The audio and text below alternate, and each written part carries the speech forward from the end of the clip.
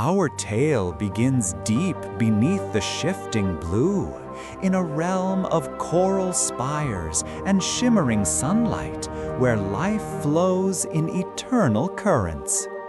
This was the home of Princess Eva, the youngest and most treasured daughter of the Sea King. Eva possessed a magnificent treasure, more valuable than any pearl, a burning, insatiable curiosity. She longed to understand the world beyond the waves, a world shrouded in mystery and strict rules. For generations, the law had been clear. A mermaid could only ascend to the surface upon reaching her 18th year. This boundary defined her existence, turning desire into a countdown. She spent those long years listening. Her elder sisters and the wise matriarch, her grandmother, shared whispered tales of those strange, short-lived creatures called humans who walked upon comical things they called legs. Finally, the day arrived. The light that streamed through the castle windows felt different, charged with destiny. Eva's 18th birthday had dawned, and with it, the moment she had waited for since childhood. With a final heartfelt warning from her father echoing in her ears to be cautious, to remember her home, Eva disregarded all fear. She swam upward, driven by an unstoppable force. The surface world assaulted her senses, a symphony of wind, salt, and light. It was dazzling, overwhelming, and utterly magnificent, a mirror of everything her imagination had painted. It was there, floating amidst the waves, that she saw him. A great ship celebrating a birthday just like hers, where a handsome prince stood beaming, oblivious to the eyes watching him from below. In that single, timeless moment, Eva fell completely, irrevocably in love.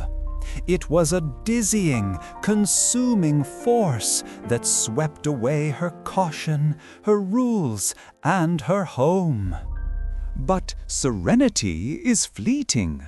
Suddenly, the sky darkened and the sea grew violent.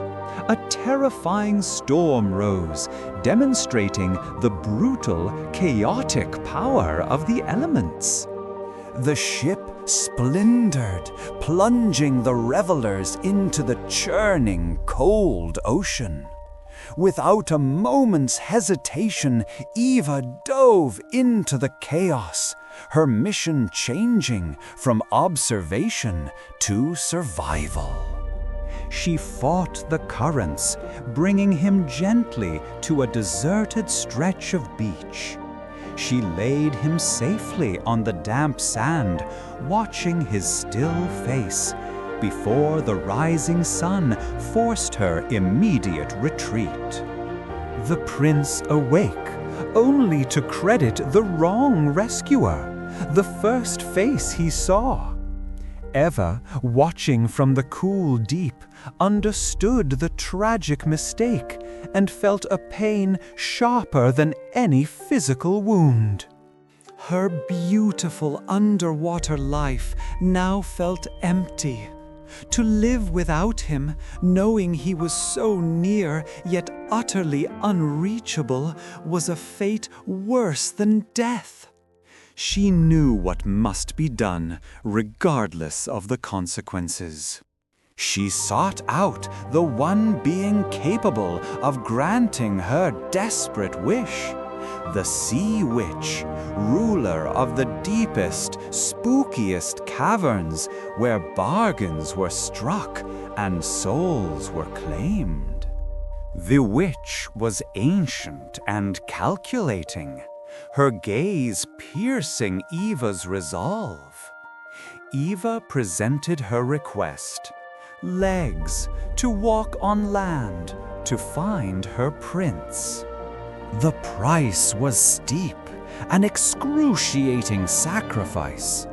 The witch demanded Eva's most prized possession, her magnificent, captivating singing voice, to be torn from her throat forever. The witch delivered a chilling caveat.